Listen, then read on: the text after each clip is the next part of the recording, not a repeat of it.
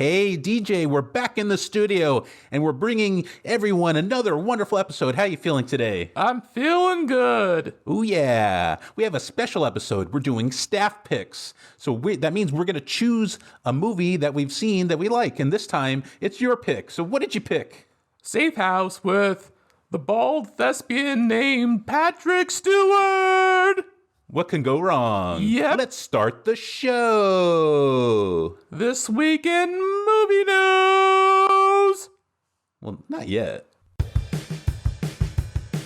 We're a couple of guys who like to watch movies, cinema nerds who made it our duty to make a show where we break down, discuss, and review. We're the men who watch movies.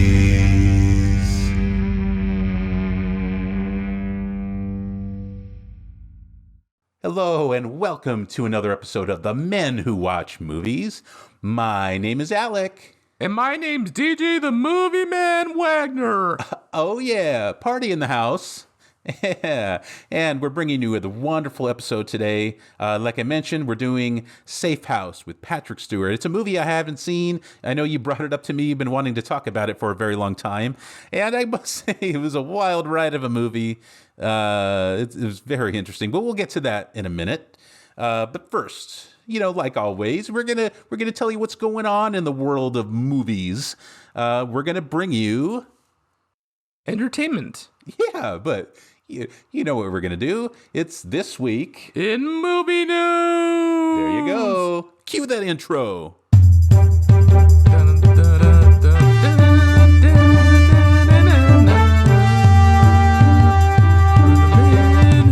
Movies.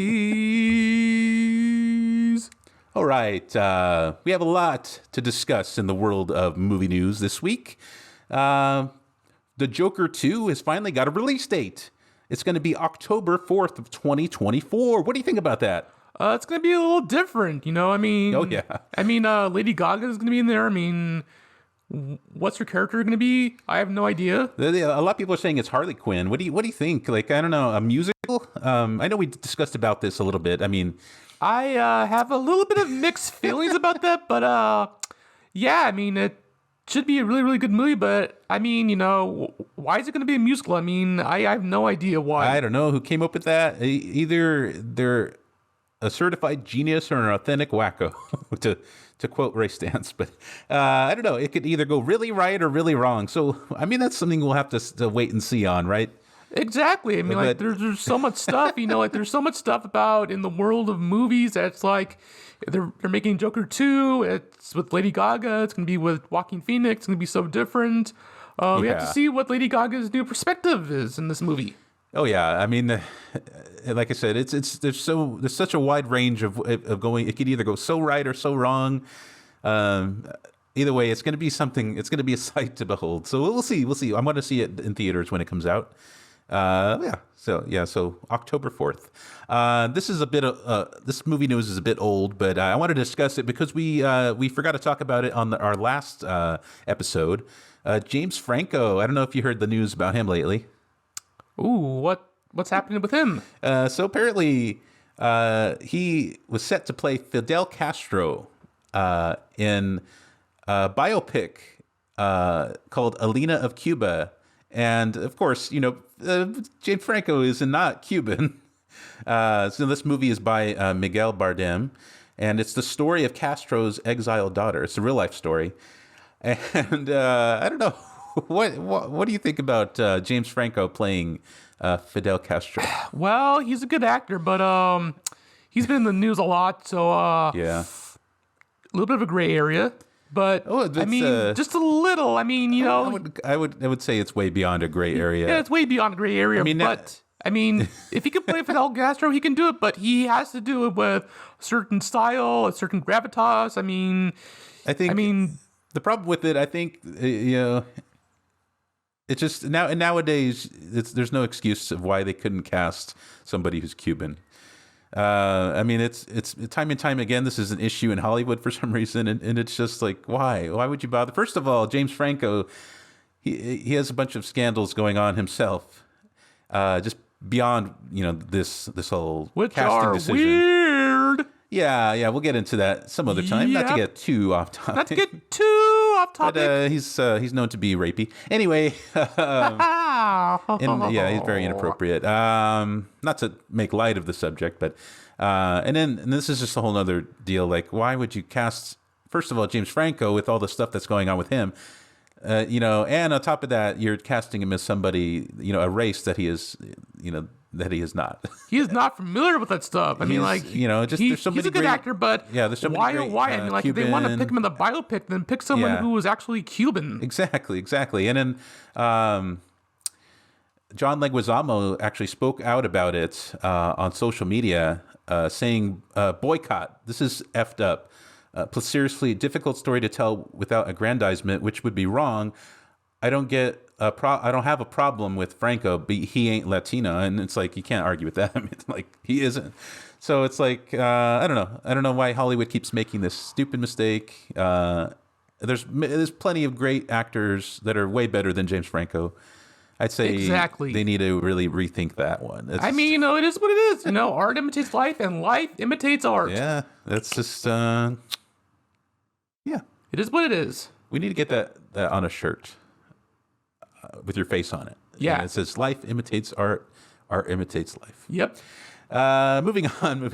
The Batman spin-off series, The Penguin, is looking to begin filming in February of 2023. We've been talking about this since our very first episode when we did our Batman review. I mean, I've been waiting for this. It's I love the Batman with Robert Pattinson. I am so excited. And yeah, I can't wait to see Colin Farrell reprise his role as the Penguin. It's going to be great. Now, with all the stuff going on at WB, it seems like the series is safe. The Batman did very well, and I think this one's going to make it up on screen. So we'll be not to get too off topic, but did you hear about the Flash movie? Quote unquote. We'll get into that. I have plenty. I have plenty to say about Ezra Miller. Sorry, guys, didn't mean to get off topic. Sorry. No, it's okay. It's actually very on topic, but we're going to get there in a second.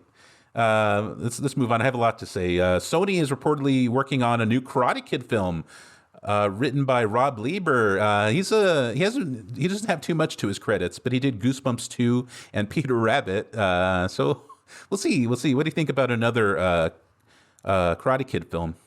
Well, I think it's going to be a little different. What about Ralph Macchio? I don't know. I don't know if this is going to be set in the same continuity as like the originals and Cobra Kai. They should bring back Ralph Macchio. Yeah, I mean he's the best. Have you been watching the Cobra Kai series on Netflix? Oh yeah, it's really, really good. They have flashbacks with Mr. Miyagi.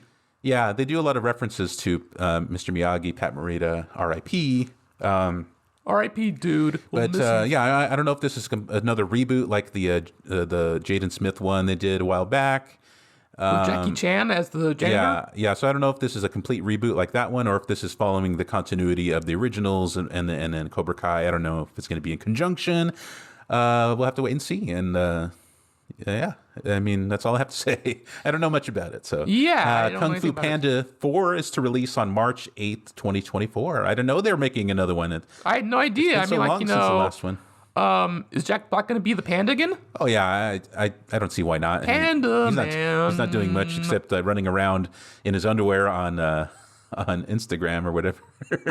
Have you seen those videos where he's dressed up like superheroes and he's running around with his chest out and stuff? I have no idea, but wasn't there another MTV episode where he was doing a parody of Spider-Man? And oh yeah, that was back in 2002. That was funny. I like those MTV Movie Award parody things. They don't have them anymore, do they? Or I don't think so. Not that I watch MTV anymore. Anyway, not to get too off topic. Not to get too off topic. I don't want to see Jack Black's scantily clad body anytime soon. So now we're going to get to the Ezra Miller stuff. So this just got released, I believe, yesterday. Now we were waiting on what WB what was going to do about the Ezra Miller situation because they had like different options. They said either they were going to cancel the film, which I never thought that was on the table because of all the money they put out. I mean, they brought out Michael Keaton as Batman. They were teasing all this big stuff, which I'm excited to see. And then another option was to have him come out and have an apology, and then we're going to do limited press. And another one was to just do no press. They were just going to put the movie out and see what happens, or something like that. And apparently they went with the option of having Ezra Miller do an apology because he released a statement about his wicked behavior. Actually, I'm sorry, I've been using the pronoun him and he. It's actually them and they. So apologize for that. Just accidental. I'm not trying to insult anyone here. So Ezra, they went on to say, I want to apologize to everyone that I have alarmed and upset with my past behavior. And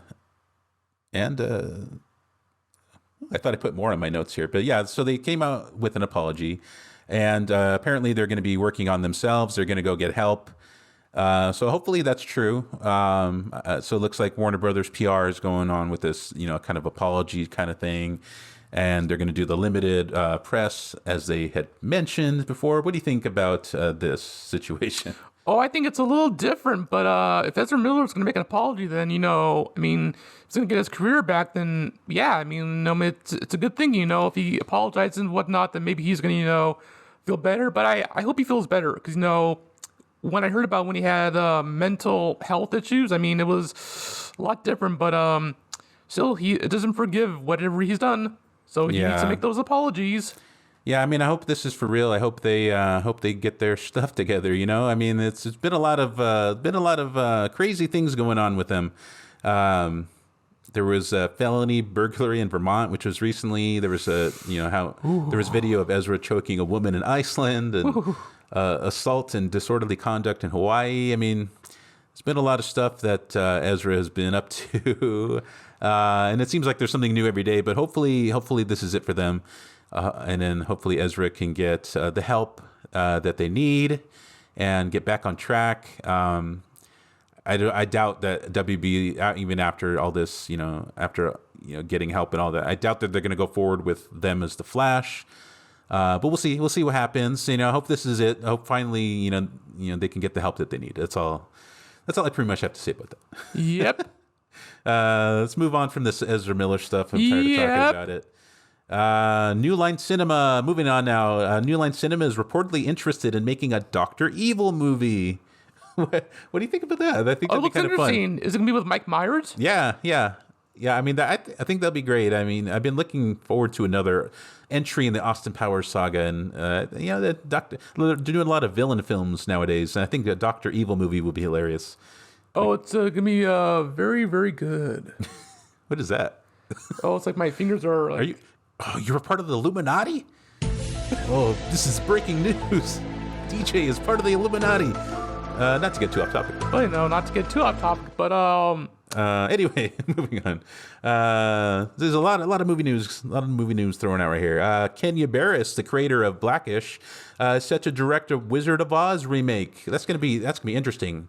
I do not envy him because a lot of people are gonna be complaining because Wizard of Oz is a big movie. It's a classic, super popular, film, classic, really classic. I feel like the internet crowd is going to bombard him with a bunch of unkind words because super popular movies like this draw out a lot of the freaks and the assholes, and same thing with Ghostbusters, which all the cast members got a lot of shit over it, and so did Paul Feig, and I bet this is going to be no different. So I feel bad, but this what an undertaking. I wish him the best of luck. Pretty much, it's gonna be interesting. Because a lot of people they think a remake like this is going to destroy the classic, and it's like no, you still have the classic one, and then have the remake. And I'm looking forward to see what he can bring to this. It should be really really good. But there's something on the internet it's called Miss Mojo, and it talks about facts you haven't heard about the original Wizard of Oz, which is really, really surprising. Oh, yeah. I don't want to give out any spoilers, but it's like really, really surprising. Oh yeah, I got to check that out. I like movie trivia, movie facts, and whatnot. Saw 10 is going to release on October 27th, 2023. Saw 10? There's a 10th Saw movie. I didn't realize there's like just as many Saw movies as the Fast and Furious movies. That's crazy. I have no idea what they're going to do with the Saw 10, but I think it's going to be really, really, really, really, really good. Yeah, I bet there's I wonder if someone's going to get sawed. I don't know. I've only seen the first one, and I haven't seen the other ones. I like the first one though. It's okay. It has the guy from Princess Bride and whatnot. And then, sadly, as we've reached the end of our movie news, we're going to give tribute to those we lost. Dave Leah, he was Michael Keaton's stunt double in Batman.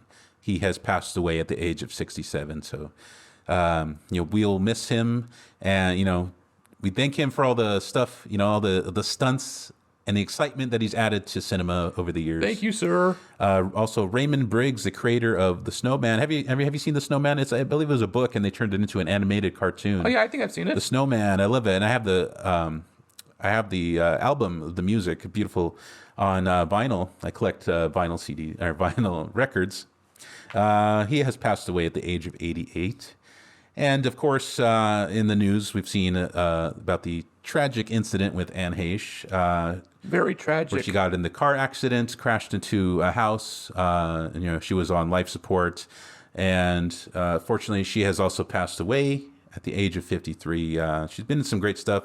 The Psycho remake, 6 Days, 7 Nights.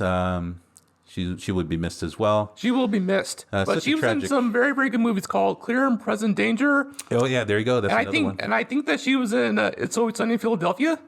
I don't believe she was on that. But I don't know, but I think there's something about that. I don't know, but I don't know. They might have mentioned her or something, but I don't know. I don't recall her being on the show. But she will be missed, and we will, as always, we'll go and rewatch those movies that they made throughout the years in their honor. In their honor. And this brings us to a close of this week in movie news. Now let's get on with the show. So, Safe House. What a movie! What made you think to watch this? Oh well, I think it was Aaron who told me about it, and I remember him telling me about it. So I saw this stuff on YouTube and where guys are reviewing it, and it's like, and I remember this guy gave out a really, really detailed version about how the movie was, and it was like, what would it be like if James Bond went out of his mind? So it's a very, very good detailed way of describing how the movie would be if James Bond actually lost his mind after he retired, if he was like, stuff like that. But anyway, I thought this was a really, really good movie. Patrick Stewart gives a really, really good feeling about this movie. I have a good feeling about this movie. I mean, it's really, really good. It's very interesting. It's very tonally all over the place, but I enjoyed it. It was a lot of over-the-top acting on behalf of Sir Patrick Stewart. The great thespian himself.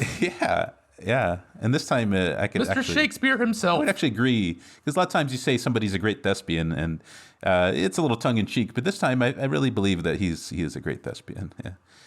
Way better than Shaquille O'Neal, as he once described Shaquille O'Neal as a great thespian. Well, he still is a great thespian. Muscular and big and bald. Okay, I guess if that's your definition of thespian, then he is a great thespian. Yep, and I think that Safe House is very, very funny. Safe House, like it. So let's start from the beginning. It's a story about this former, was he like part of the Navy, like special ops or something like that? He was a part of the DIA, the Department of Intelligence Agency. Yeah, and so he's retired now. Yeah, and he has a lot of guns in his house, so it's like, what's going on? So he plays this guy named Thomas. No, what is his name? Mace. What is his name? Mace Windu? No, I'm just joking. No. Mace. Mace. I forget his last name, but he plays a guy named Mace. And he's retired. He used to be part of the DIA. Yep. And now he lives in this house. He's a very proper guy. He's very cleanly. He has a maid and whatnot. And he's living in this house, and basically, he believes that someone is out to kill him.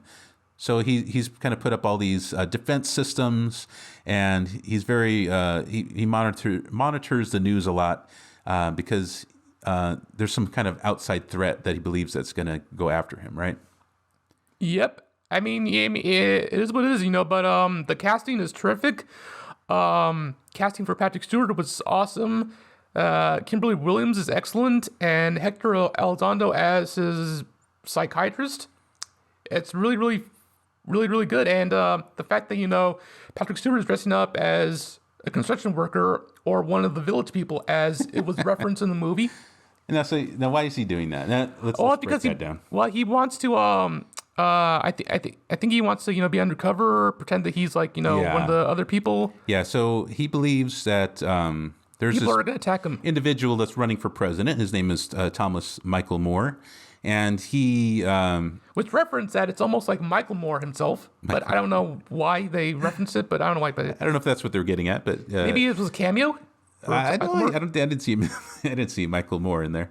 Anyway, so Thomas Michael Moore, he's this individual running for president, and he believes that Michael Moore is sending out an assassin to take care of him because he was involved with him in the past, and so he's very careful about what he does. He has defense perimeters, he has security cameras everywhere, and his daughter is very upset with Patrick Stewart's character because she believes that he's.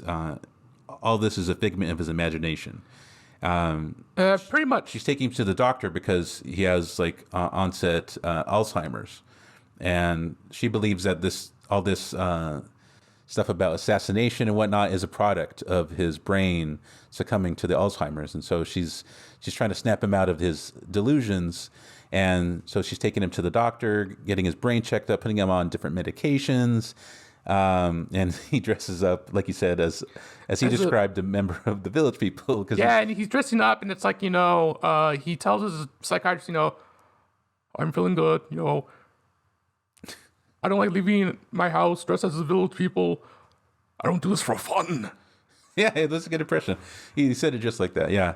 Yeah, because he's trying to convince the psychiatrist or the doctor or whatever that he's not crazy. This isn't because of his Alzheimer's. Like he's dressing like this because he's undercover. He's trying not to get assassinated. So he every time his daughter drives him to the doctor, he's sitting in the back, hunched underneath the seat. He has a little periscope. He's watching out, making sure no one's following them. Make sure there's no bombs in the car. Yeah, I have no idea what's going on with that. And he gets very upset when she takes the same route home because he thinks that they could have been followed and whatnot.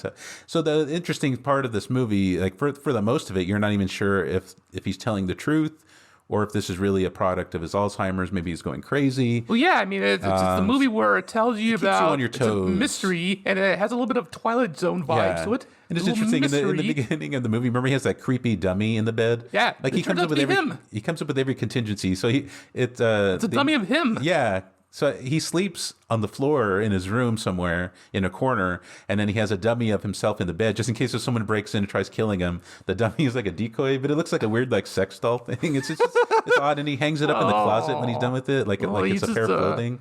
It's just so it's weird. Definitely weird. So out of character, but I could see why they think he's going crazy. And on the news, he watches the news religiously, and then every so often a story pops up about somebody of importance dying a tragic death, like they get shot or they get run over, and he's monitoring it very closely, and later on we find out why.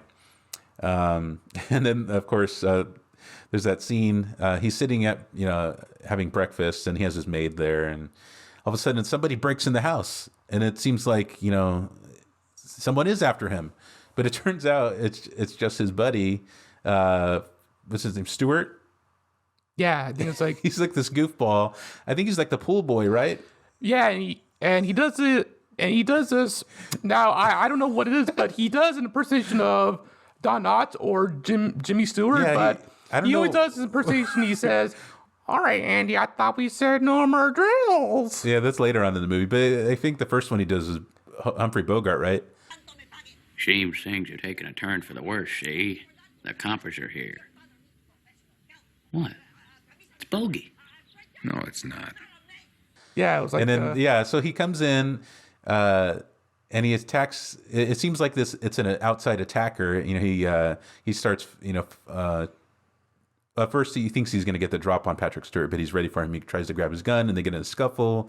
And then he grabs the maid. The poor maid is freaking out, and he has her as a hostage. And then she ends up fainting because what does he say? He says this gun, the bullets can go through her and you like butter. And then she faints, and then he shoots him. It looks like he's dead, but it turns out it was just a fake, a gun with blanks or something. My fucking back. So the maid that they had, she, of course, rightfully so, she gets pissed. She leaves because she got scared to death. about that fake hostage situation, and it's like forget this. So so the daughter, she's mad, that he's pulling these stunts. So basically, he's doing these drills to prepare himself for when the assassin comes. He wants to be ready and he wants to be on his toes. So for some reason, his pool boy is friends with him, and he's like helping him and do these drills. And every so often through the movie, this pops up, and it's funny when it happens. But I don't know why. I don't know why they chose to make him do impressions of famous celebrities. It's just, I thought it was super, super funny. Yeah, and then the daughter goes up to him and she's like, "You have no life. Am I right?" And then he's like, "Are you talking to me? I have to be alert. Are you talking to me?" And she walks away all frustrated. He's like, "It's De Niro." Like, what the? He just pulls out these random impressions. He's kind of like you. He pulls out these random impressions of celebrities. Well, I do impersonations sometimes just to avoid myself. But it is Mostly, what it is. Sean Connery. Oh yes, I do a very, very good impersonation of Sean Connery himself. Yeah. So, like you said, they go on the hunt for a new caretaker of the house, and they go through several options, but they all get scared away because Mace is doing this crazy target stuff. practice. He's doing target practice, right? He's doing target practice, and of course, And they're like freaking out, like freaking what is out. he It's doing? like, And then there's one guy. He's like, yeah, that's. There's one guy. He's like, yeah, that's going to cost extra. Yeah, and it's like you see Patrick Stewart doing all this target shooting. Yeah, he's doing like backflips in the backyard, and then In a way, he's like rolling around, shooting things. He's wearing a bomb defusal suit, and he looks like a mascot. Something like that. But he looks insane, and that's part of the mystique. Like, it keeps you on your toes of whether he's really insane or if he was really part of the DIA and an agent who's being attacked. It's like, and then they always play like, especially during the first half of the movie, they play like this goofy, like silly music to make him. He seems that much crazier because they're playing like this silly comedy music while he's like doing all these like drills and flips and target practice, and just makes him seem like a goofball who's going insane. So it makes you really think, like, is this real or is this not? And finally, there's they get somebody who they feel like can handle Mace, and that's where we get introduced by Kimberly Williams, Yes. who plays the Andrea. Yeah, and they call her Andy for short. And then when they introduce Andy to Mace, he has this great one-liner. I love it. So he's like, "Oh, Mace, what kind of name is that for a guy?" And then he says his line, It's short for in your face. Yeah, because he's questioning like, what kind of name is Andy for a girl? And she's like, "Yeah, what kind of name is Mace for a guy?" I love that. I love that line though. Short for in your face. weird dialogue, comes but out it's so funny. Yeah, I was surprised by that the most, to see Patrick Stewart and Laugh out loud his crazy dialogue. I love It's it. funny. It's so hilarious. So of course it takes a while for him to get accustomed to her. Like, he's very standoffish with her. Yeah, he doesn't trust her. Of course, like anytime someone new is introduced, he's very like apprehensive because like he thinks everyone is a security threat. He's trying to be really careful and not let in anybody that's dangerous. Yeah, and so he just very like, he just wants her to kind of stand back, and while he does like these security checks, and he kind of vets her first before he really lets her in and whatnot. And of course, she's trying to kind of take control, because that's what she was told to do from the daughter. And so she's trying to change Mace's diet because he has high cholesterol. She's introducing all these health foods. It's like this macrobiotic stuff. And of course, Mace, who's this retired agency guy, he gets his chopsticks and cuts up a Twinkie, sucks out the cream filling in there, and it's like, yeah, because he doesn't want to put up with her bullshit, right? Like, he wants to eat what he wants to eat, and he doesn't want to be told what to eat. And she's like throwing out all of his unhealthy food, like the chocolate and the wine, and he's like, and then but the thing that sends him over the edge is when she tries throwing out his beluga. It's like, Are you insane? This beluga caviar is $24 an ounce. Yeah. Like, damn, that's so expensive. Like, that sounds disgusting. Yeah, would you eat beluga eggs? well, I don't know. I mean, I would try just a little bit. You're adventurous, man. Well, yeah. But yeah, he's very insulted. It's just $24 an ounce. And so he takes all his stuff into the room, and he has like a little, he's like a little bat cave, basically, right? He has like a bunch of monitors. He monitors the news. He has a computer that which we'll get into that later. He has like a program on there with a bunch of secret documents, and he has like a little mini fridge, and he puts all his stuff that she was trying to throw away in the mini fridge. And there's a lot of weird stuff in the movie, but it is hilarious. Yeah, but I do recommend this movie 100%. I do like that scene that you mentioned with the Twinkie, because she's trying to get him to eat this healthy, macrobiotic stuff, and then he brings a Coke, M&Ms, and a Twinkie for dinner, just a spider. And then so he gets his chopsticks, and he cuts the end off the Twinkie, and he like sucks out all the cream filling, and it's just so awkward. And he's just staring at her, just a spider.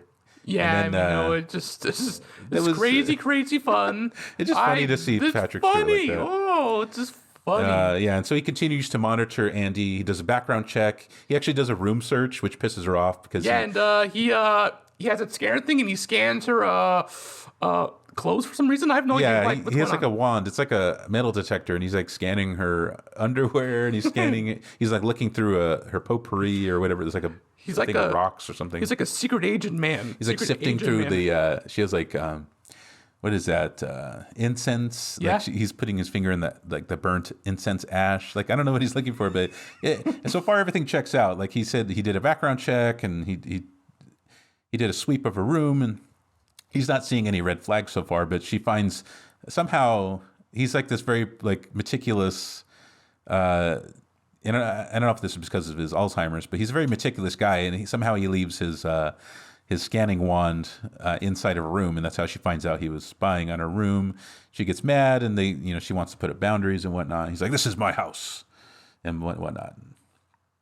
Yeah. So yeah, it's I give it 2 thumbs up for its awesome and authenticity of hilarious stuff and so much comical fun. Oh yeah, and then there's another drill, right? So that guy Stewart, he breaks into this house again. This time through the ceiling. He uses a rope to come down through the ceiling, and this time Andy's there, and she thinks something's going on, and Stewart's attacking him, and then she gets what did she get? Like a golf club or something? And she like whacks him in the ass.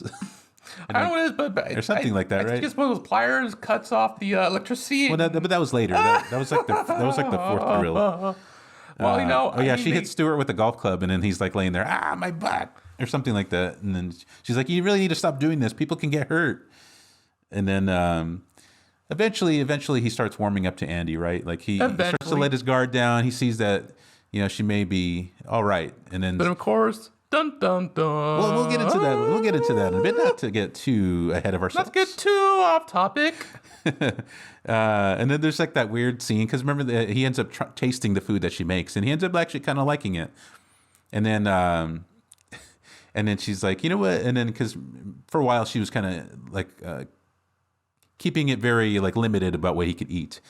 And he's like, too bad this would go good with some wine or something like that. And she's like, you know what, it might be okay to have a little wine. And he gets all excited. He's like, whoa. He's like, then I'll take care of dessert. And then there's like this weird misleading scene. It makes you think it's a sex scene between them two, which is weird. They're eating ice cream. Yeah, but they're like, she's like moaning and groaning, and she's like, oh my God, this is obscene. We shouldn't be doing this. And he's like, it's okay. It's 98% fat free, and they're eating like ice cream.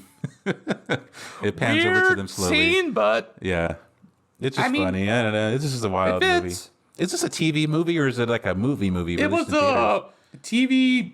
It was a movie made for Showtime. Okay, that makes so much more sense because it seems very low in production value.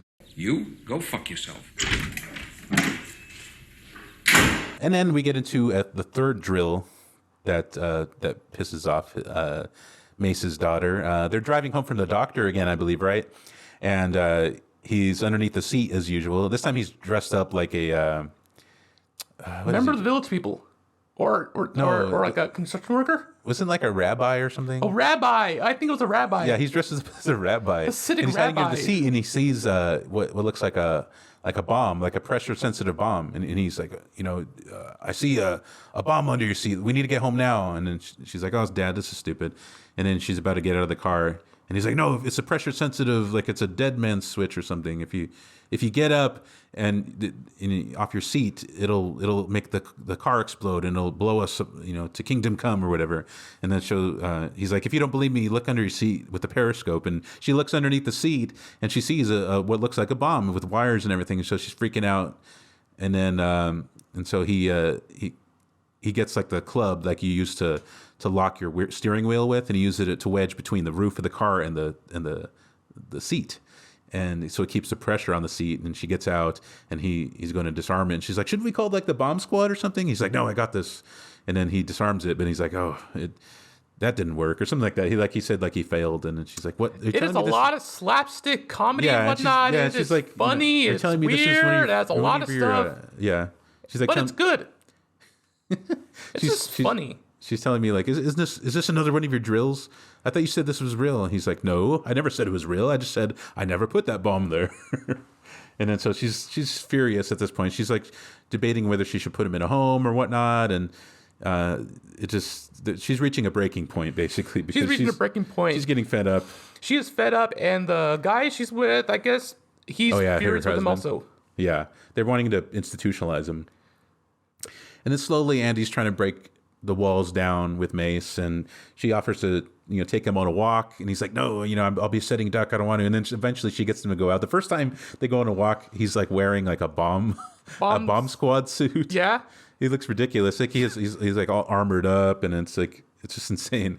And then there's another scene where they go out on a few walks, and slowly he starts to take off the armor, and he wears less and less armor, but he's still apprehensive about going out. And then he opens up to Andy about what's going on with the whole situation, with why he thinks he's going to be assassinated. There's a scene where they finally have dinner, and there's a point where he's saying like, what's a girl like you hanging out with an old fart like me? Like, you should be going out dancing and whatnot. And she's like, why don't we go out dancing together? And he's like, no, that's a good place to get a knife. I have music at home. Yeah, and so they have of course they play Latin and whatnot. It's like, so they kind of have this romantic scene at home where they're dancing together and whatnot. And that's when he kind of opens up to her about what's going on, and he explains that he used to be part of the DIA and that Michael Moore is after him because he was part of this thing where he ended up like killing some senators, right? Yeah, I mean, like it's pretty confusing in the movie. So basically, he's responsible for the deaths of several like important people, and he wanted to cover it up, and so Mace was part of that squad, and so he's wanting everyone that was part of that squad dead, so that way that information doesn't get out. But the thing is, he has a dead man switch set up. So when he goes into his little bat cave, he has a email thing set up where if he doesn't disarm this like trigger that he set up, it'll automatically email out all this incriminating evidence against Michael Moore about the secret missions and like the murders and stuff like that. And so it's in Michael Moore's best interests not to kill him. Otherwise, this information is like stored on a server somewhere, and if he's not there to disarm it every day, it'll automatically get sent out. So if he's killed by Michael Moore, then the dead man switch will trigger, and then all the information will get leaked. So that's why he hasn't been killed up to this point. But he believes he's still going to come after him and try and get to him somehow. So that's why he's being very protective, and then he tells Andy all this information. Yeah, it's all secretive, but there's a lot of mysterious yet funny stuff in there. But I highly recommend it. Yeah.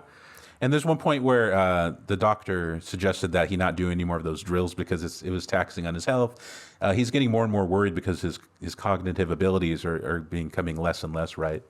And he's losing more and more of his memory. And so he agrees to go on medication because he's slowly starting to be able to do things that he wasn't be able to do. Or whoa, I think my brain got twisted. He's slowly not able to do things that he was used to being able to do. At one point, he almost fails to do the code for the dead man switch. And it was like his last attempt, and he finally got it right, but he almost forgot. It turns out that the dead man switch is actually, when he matches it up, it looks like something of like a Japanese symbol. Yeah, it does. It's kind of interesting. He uses like this big trackball and stuff. Like I don't know, it's just really weird. But so he agrees to go on the meds to help his memory. And then finally he's looking up on the news, and he one day he sees that the last member of his squad is dead, and he figures like he's next. It's becoming really close. And you can see he's really down about the fact that he's losing his memory and whatnot. And one day, to cheer him up, Andy and his friend, what's his name? Stewart. They do a secret drill. You think that like this is actually it. You think that this is Macklemore. Macklemore. He went to the thrift shop and he got a weapon. He's gonna kill him now. Macklemore. He thinks this is it. He thinks Macklemore's coming after him, but it turns out it was just Andy and Stewart doing another secret drill to try and cheer him up. They cut the power for some reason. It's like they do all this elaborate shit. In the shower and they fuck up his house basically. They cut the power and they attack him while he's in the shower. You see Patrick Stewart's butt. Everything's just and gross. And he goes and gets a gun and he starts firing, and it's ridiculous because I feel like they could have gotten themselves killed trying to do this drill. Yeah, I mean that was like some odd stuff, yeah, but he wasn't expecting. Because I mean, even beforehand, even though the drills, like he wasn't expecting those drills to happen the way they did. He knew that it was a drill going down, but it's like this time he expected, because they said no more drills and whatnot. You think like he would have thought that this is the real deal, so they put themselves in some danger just to cheer him up. In a way, yeah, and of course his daughter is pissed as hell, and yeah, she's getting more and more pissed. But their plan backfails to cheer him up. Their plan backfires to cheer him up. Yeah, I don't know what's going on. I'm getting twisted up here. Maybe I have Alzheimer's. No, I don't want to say that. But their plan backfires trying to cheer him up because he realizes that he failed to defend himself because he was like cowering on the floor. It turns out that they were like paint bullets. Yeah, but he's getting more and more worried because he failed to defend himself during this. And of course, a lot of drills, and of course, and there's like a lot of weird stuff in this movie. But I highly recommend it. So keep on watching. We're not quite done yet, but and then there's a scene where Andy takes Mace on another walk, and this is the thing that kind of sets off the rest of the movie. He brings a gun with him, and he thinks that this car is coming up to assassinate them. And it turns out it was just a neighbor trying to pull into their driveway, and he ends up taking shots at the neighbor's car. Andy's furious. The daughter has just about had it. They raid his house. They take all his weapons away, and he's flipping out because. And then, of course, they have the scene where they try to take away the sword, and his quote is, "Do you have an idea what you're doing? This sword is 3,000 years old. Oh yeah. The way I'm allowing you to take it." The son-in-law tries to take it, and he gets it from him and puts it to his neck. That was great. Yeah, it was like, But anyway, he gets all his weapons taken away, and so he's freaking out because he's like, I have no way of defending myself, and so his plan is basically just to flee the country at this point because he wants to go to a place where Macklemore can't find him, and so he plans to run away with Andy, and he's offering her some money if she helps him, fly out of the country. He has like this place that nobody knows about in some country. I don't know where. Like the Cayman Islands? Cayman Islands. He has like a secret bank account out there. And in the process of moving, he gets kind of suspicious because he finds out that she's spying on him. He finds her in his secret little bat cave, and he gets a little bit suspicious of her. And then one day he follows her to her house as she's supposed to go get her luggage. And after she leaves, he goes into her house and finds all this unhealthy junk food everywhere, which is very contrary to the healthy lifestyle she supposedly leads. And it turns out he finds a satellite phone, and he also gets a hold of her like cell phone, and he does a redial, right, and it's like reaching the Pentagon, and that's when he finds out that she spoiler alert, she is working for, I keep wanting to say Macklemore, but she's working for Macklemore. It's surprising, of course. Yeah, there's a secret gun hidden in the kitchen sink. Oh yeah, so they forget about. They kind of teased that earlier when he's cooking the macro food, and then he opens the the kitchen cabinet. You see a gun hidden under there, and I guess his daughter forgot to take the gun, which sets up the ending. Andy confronts Mace with a giant ass like Uzi with a big silencer on it, and the poor Stewart who walks up, and that's when he's impersonating Don Knotts, and what does he say? All right, Andy, I thought we said no more drills. Because he said that, if they do any more drills, it can upset him and trigger his Alzheimer's some more. So they agreed to do no more drills, and he walks up on Andy holding a gun to him. He thought it was a drill, which he had no reason to think otherwise, and he gets blown away. Poor Stewart. He ends up dying in the pool, which is ironic because he was the pool boy, and now he's forever the pool boy.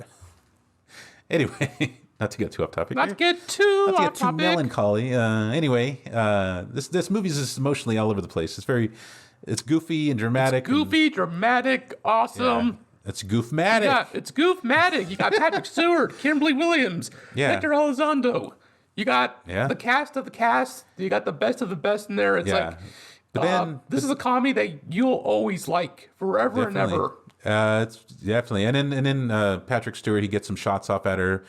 He hits her in the chest, and she goes down. She keeps firing, boom, boom, boom, and then Patrick Stewart gets hit, and he's alive. He's alive still, though. Don't worry, he's not dead. And then he calls 911, right? Yeah, and he checks he checks her pulse, and and he's kind of stunned. He's like, "I have a dead woman in my kitchen," but the thing is, he triggers the dead man switch. Yep. Because he realizes this is over. He's like, I killed the assassin.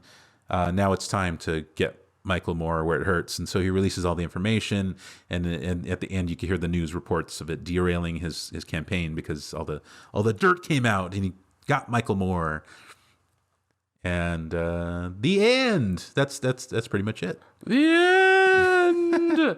And of course, always enjoy this movie. Yeah, what a movie! That was a great recommendation. What a fantastic movie! That was a great staff pick. I appreciate very good. I mean, I appreciate you recommending this to me. It was great. Oh yeah, and I look forward. I remember that you saw it on Tubi, the free app, and it was so awesome. Yeah.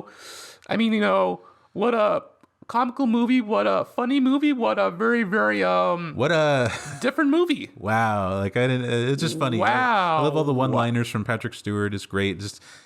And it keeps you on the edge. So, and you learn that it's kind of a bit of column A, column B, because you're not sure if he's just completely crazy or if he's actually being sought after by assassins. It's a little bit both, because he is losing his memory and his mind from Alzheimer's, but he was telling the truth. And it's, like he said earlier, he's like, what am I supposed to do? Tell you, that I'm an undercover agent? What did he say? What was that line? He's like, oh, yeah. Oh, it was a great day at work. I killed a commie spy or something like that. What was that line? I think I have it written down. I just love those one-liners he puts out, though. Oh, yeah. He's like, I was deep undercover. What was I supposed to say? What a killer day at the office. I shot 2 terrorists and a commie spy. I love that scene. This comical stuff that Patrick Stewart does, it's this dialogue is so funny. Oh yeah. It's funny stuff. It's so good. It's so awesome. I know you highly recommend it, right? I would also highly recommend it. A high rental. You can, like I said, I watched it on Tubi for free, so you can check it out on Tubi. And there's a few other apps. I would even recommend renting it for like $5. It's that good. It's so unexpected. That's what. So unexpected. But I just ordered from Barnes & Noble, and I just got it in the mail. Oh yeah, you love buying physical media still. In a way. I do once in a while when I really love the movie, and I wouldn't personally. I wouldn't buy this movie, but I would rent the hell out of it just to watch it again and again. It's funny. It's funny as fuck. Yeah, it's just funny. The dialogue in there is incredible. You got so much stuff. Well, I would say this wraps up this episode. Thank you for watching, guys. Yeah, definitely. Check out Safe House with Patrick Stewart. Yep. This has been another fun experience for me, watching something I've never seen before. Thank you for the recommendation. You're welcome. And we hope to see you next week. Join us on The Men Who Watch Movies. My name is Alec. And my name's DJ, the Movie Man Wagner, also known as the Chairman of Entertainment. Sure. Hey, I guess we have a title for you now, the Chairman of Entertainment. And it's been a pleasure hanging out with you this week. So we're going to sign off, and we want to make sure that you keep on watching. Bye, See you later, guys. See you later. I have to get to work.